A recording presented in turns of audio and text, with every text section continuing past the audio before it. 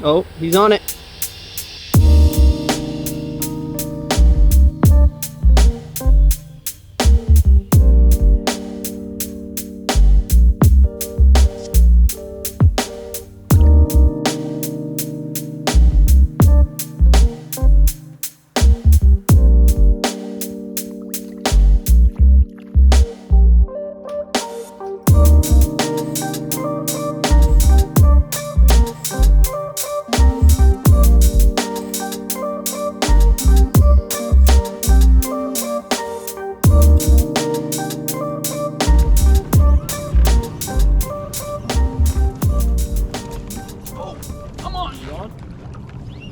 What's up, guys, and welcome back to another episode of Tied Up Tuesday.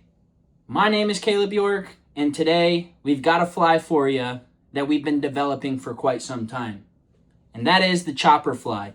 If you follow us on Instagram or subscribe to our YouTube page, then you've probably seen the short form action of this fly. It got a lot of attention, so we figured we'd release it to everybody who ties flies so that you can tie your own and have it in your box. Little bit of background on it. We actually developed this fly to mimic a glide bait. We do some conventional fishing as well for striper and bass and anything that'll hit it, really. And we really wanted that side-to-side chopping action that holds it in place. It's called rate of stall, is what Butch Brown calls it in the glide bait fishing world. But we wanted to be able to move a lot in a small distance. We're not all the way there with this fly yet, but it's pretty darn close. It gets a lot of eats. And after I'm done tying this fly, make sure you guys stay tuned because we show you the action and some epic fish catches on it. Let's get into it. Starting out with some hackle. Going with some fun colors today because I need to get rid of some materials. And I also legitimately enjoy this color combo. So starting with our feathers, please do keep in mind that this fly takes a long time to tie, and so we are going to speed up a lot of the process through fast forwarding. And if you guys have specific questions, you can always reach out to us personally on Instagram at Barefoot Flies.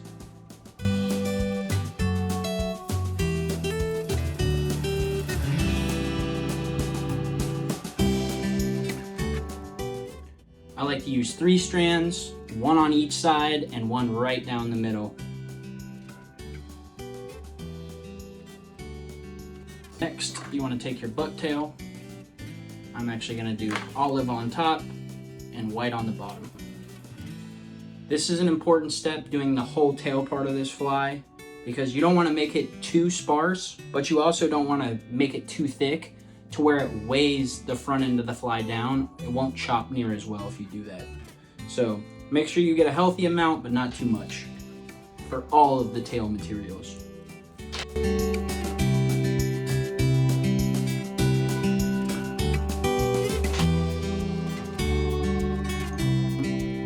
Flip it over, white.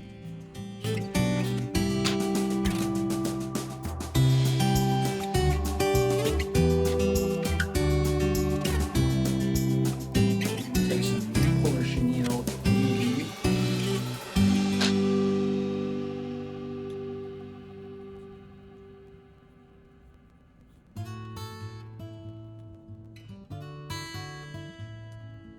Get that trimmed off.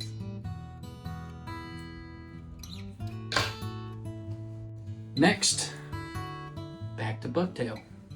And this gets a little bit thicker all the way up. So a little bit thicker than you did on the tail, but again, not too thick.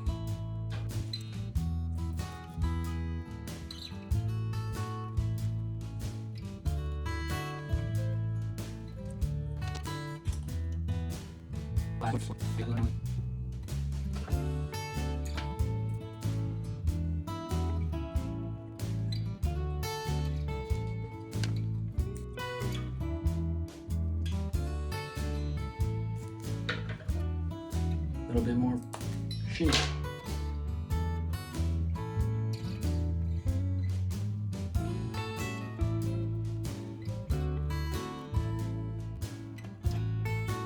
Last two steps for this articulation. I want to just get a couple strands of flash. I'm talking about 3 or 4. You want to make that go to the end of your bucktail. So I like to just tie it on and then fold back.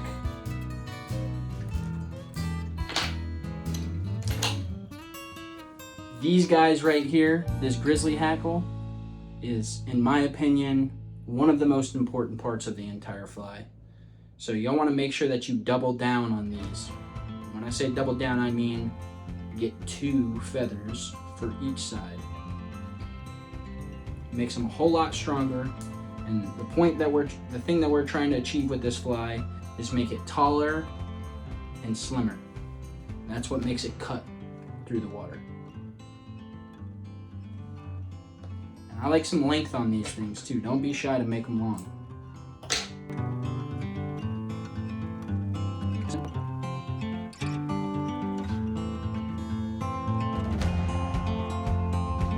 And I like to leave a nice open eye on your shank that you're tying on, because I like my fly, if the middle of my hand was the articulation, I like it to be able to bend to 90 degrees, at least. You know, if it folds over on itself, even better. You might deal with some fouling on the hook and stuff, but you know, as far as the action goes, the better swivel in the back, the more your cut you're gonna get. So usually I would, well, might as well actually do it. Take some UV, just UV this down real quick after I whip finish.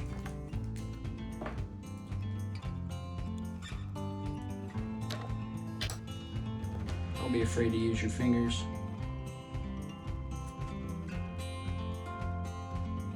All right, and that is the first half of the fly.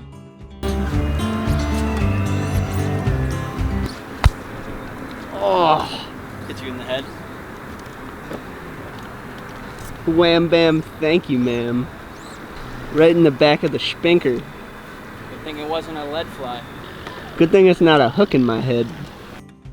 On to the next. So now that the first part is done, put your hook in the vise, get your thread down, and we got to put a connector wire in there to connect the hook to the shank.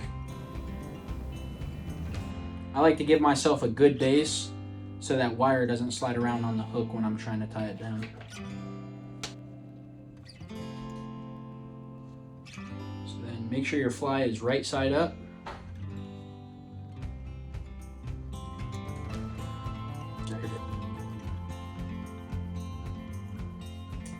Okay, next up, more bucktail.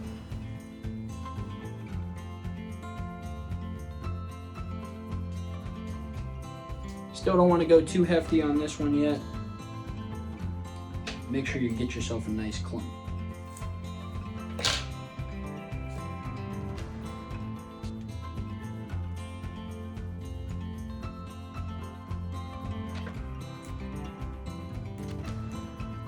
Top half is in. Take the white.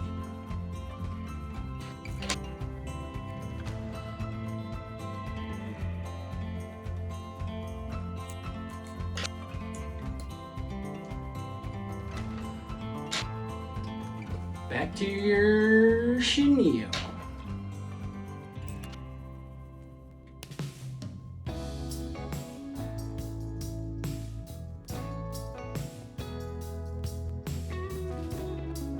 Back to bucktail.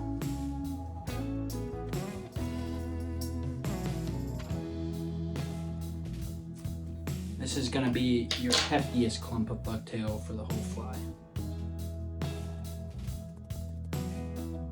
You're gonna wanna make sure that this is your longest bucktail as well.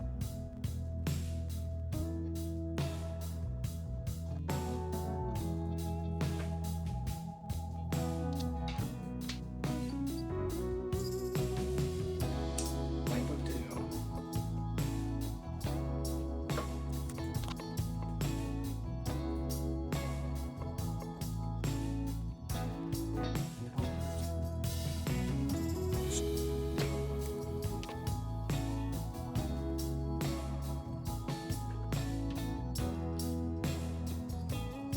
Okay, then the same exact steps as last time. Take you a couple of strands, maybe 5 or 6 this time, just a little bit more than the last time.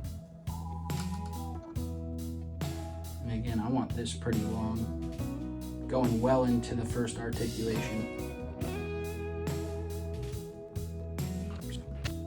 Okay, and then to the hackle feathers. I mean, to the grizzly.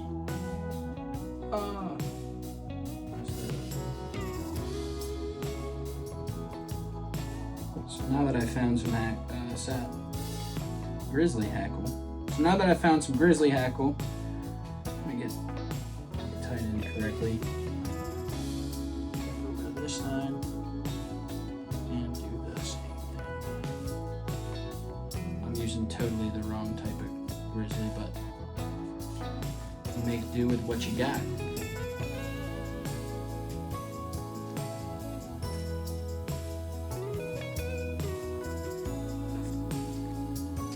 Then you go to some dubbing. Oh no, that's not what you want. Keep your dubbing in packages.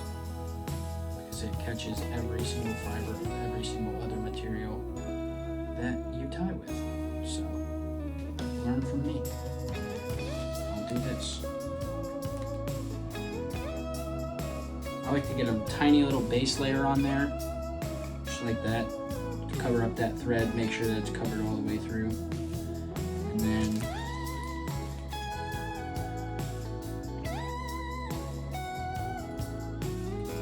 first layer in like that, turn it over, same size clump. You want to make sure that this fly is as even as possible too, so that it doesn't just want to cut to one side. We've had a lot of problems with that, even when we feel like we're very even, so just kind of a tough thing to work out.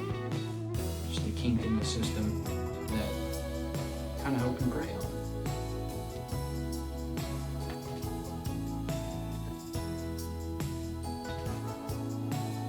And then for the last and final step, we're going to take some 10mm eyes.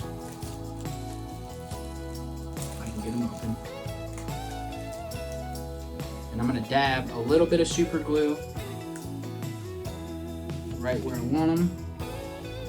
You'll want to make sure you don't get super glue on your fingers, because once you do, this dubbing, man, impossible to get off. Make sure it's nice, even, and flat. I'm actually going to go ahead and whip finish. The head's going to be resin, so it's not that big of a deal, but it's just kind of in the way. Since it's a resin head, I'm only going to whip once.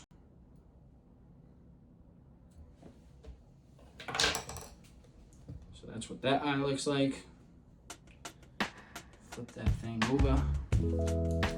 Get you another dab of super glue. You only have a second for these eyes to set in, so I put them down and then I match them up as good as I can, and then just like that.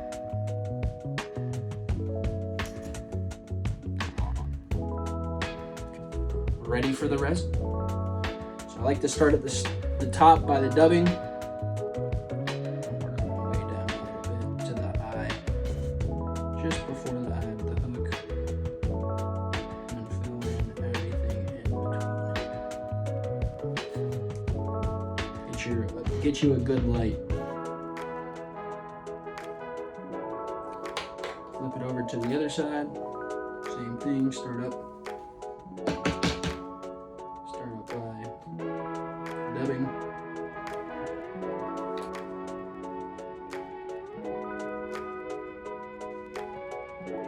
Sweet. And that right there is your Casting Co's chopper fly. Hope you guys enjoyed that tying section. I know it went through quick, so if you have any questions, don't hesitate to reach out on Facebook or Instagram. We have some epic fish catches for you coming up right now.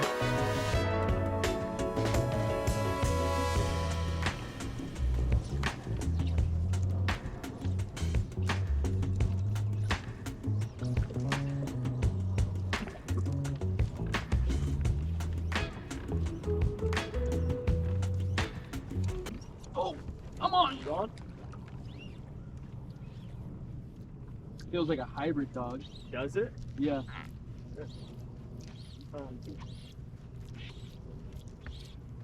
It is. Little hybrid. I saw him on the scope. That's cheap. Get the net for Not a little hybrid. Alright, I'm throwing my fly out behind the boat.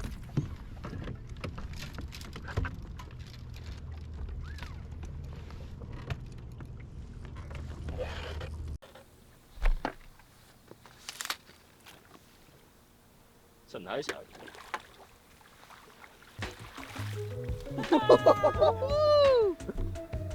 Let's go. Oh yeah. All right, guys. So we've been casting that chopper out here in open water. I actually saw him an active target out in front of me. Cast it out there, 2 chops. Bang! This big old hybrid boy smacked it. Look at that boy. Chopper in the mouth. Got him a little deep, so we got to get a release on him pretty quickly.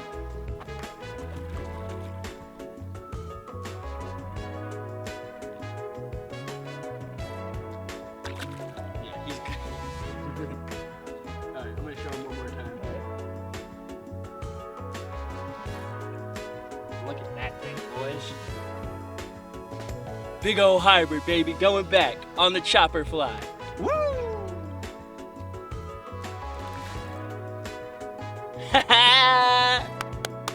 Let's get it, baby! Davis, first thing he says, well, that's cheating. All right, guys. Old hybrid boy, which is what we, made these bigger flies for Lake Norman. Came up and wanted to play, so hopefully this thing still works. That is the one thing about striper and hybrid is they'll end your fly's life. What an epic catch, though. Like I said, I saw him on active target up here on the depth finder. I saw 2 of them moving up there, so I just moved the boat just a little bit. Y'all will see on the GoPro, but I just moved the boat just a little bit.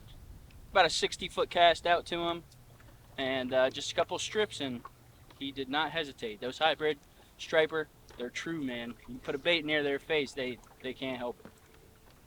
All right, guys, I think I see a fish right here. Usually when you can see him, as you probably know, it's tough to catch him, but I'm gonna throw this little chopper fly up in there and see if we can get him to bite. He's right up underneath this left side of this dock.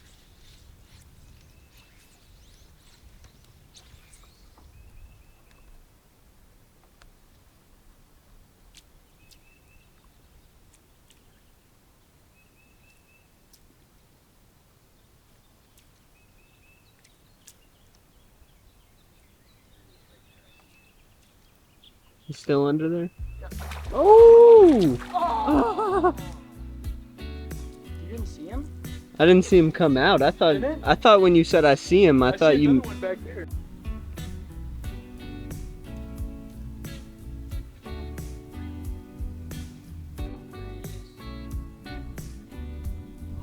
He's right underneath it.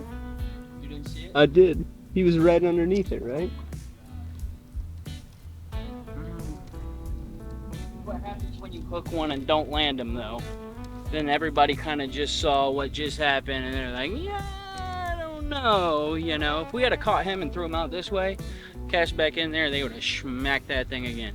That's how bass are, but that's why this chopper fly is so much fun to fish. You can really hold it in a strike zone for so long. Like, I got, 15 or 20 strips just in the stretch of that dock right there. That's a lot of action and a great profile sitting right in front of their face, chopping back and forth, swinging wide. And when you stop it, it's just sitting there flowing. And, it has a lot of drawing power. As you've seen, 2 fish in a row. I saw them, cast it at them. They both wanted to fly.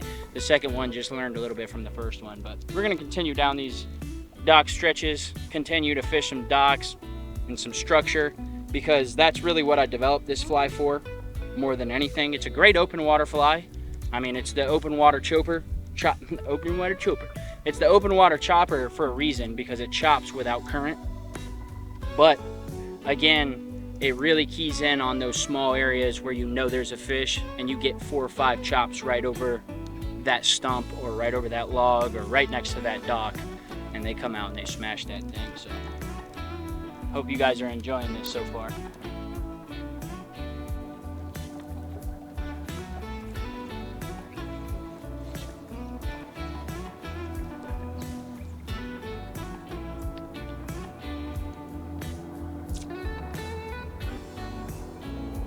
Oh, he's on it.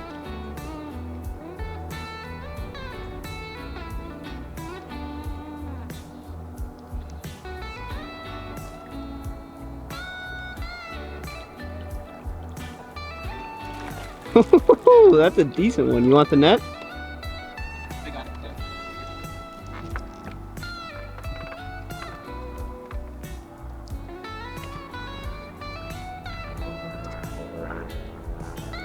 That right there, ladies and gentlemen, is a bass that wants an open water chopper, I'm telling ya.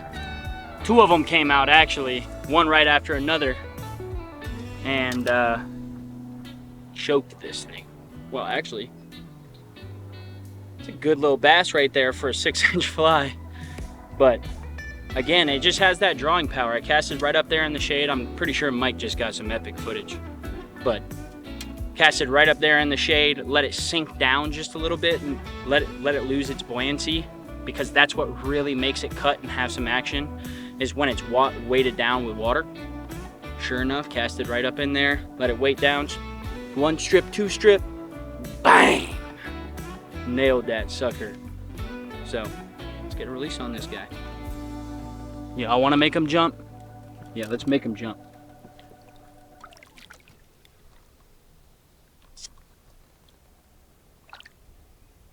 Ah! I thought he might do it. He just gulped himself some water. He said, I just need a drink, man. That was epic. That was wild. No doubt. So, if you guys aren't willing to tie this type of fly, make sure you guys follow us on Instagram. Shoot us a DM at York Casting Co. or Barefoot Flies, either one, and you can place an order there. We swim test every single one of these flies, y'all. We're not just going to give you some booth that we mass produced as fast as we could. We swim test every single one of them, use premium materials, premium hooks, delivered to you, and probably not a short amount of time, so you got to give us some time.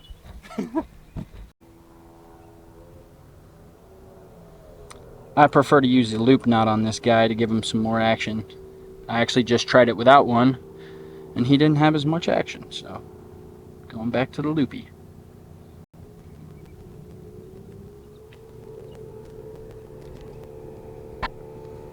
There you go. No, not right here. Oh, you're on. There he is. Oh, missed him twice. Get in there, get in there. Oh. Just drop it, just drop it. Got him. Just let it hang for a second, let it hang. There he is. Hold it. You can hit it on there. Oh, I'm sending it back. in the camera.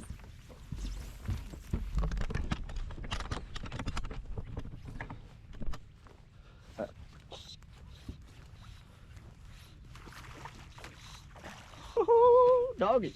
Number 2, baby. Number 2. Let's go.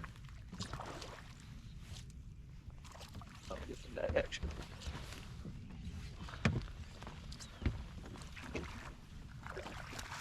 Gotcha. Fly fell out his mouth. But sheesh. Big old fat hybrid. Crushing the fly. Probably had 6 fish hitting that cast. Let's go. Every single one of them. Up there. Oh, That's what I figured. We keep getting collected right here. Holy cow, dude.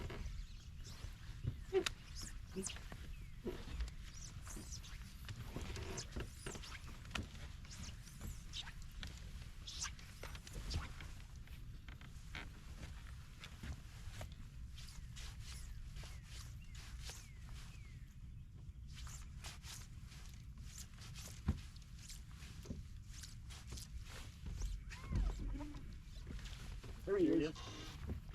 Ooh. Oh, boy. Thought this was. See if we can hit the doubles.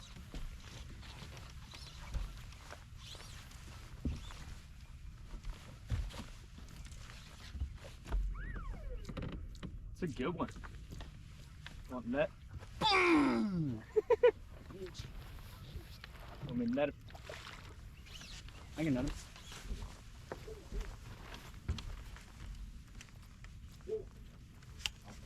For you.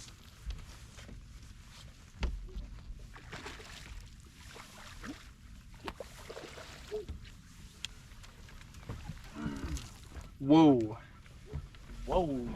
Whoa. That's a toter. Hey, he swallowed this thing. On that Roma. Alright, I need some pictures. Hey, buddy. Boom! Smashing, baby! Point We five. found a whole school out here. We're about to get in. I need to get a picture, so. 0.5. No. 1.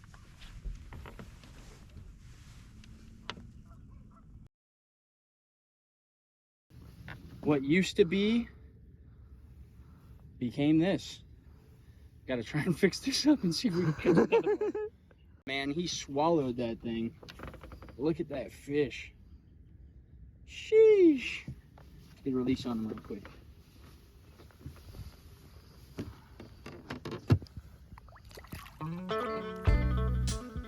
Good stuff. Get you a roamer, baby. As a bass boat drives past me, I say goodbye. Appreciate you guys watching. If you enjoyed the video, make sure and leave a thumbs up. Leave a comment down below. Let us know what you would like to see more of. And best of all, hit that subscribe button because it's our goal to reach 1,000 subscribers by June of this year. Appreciate it.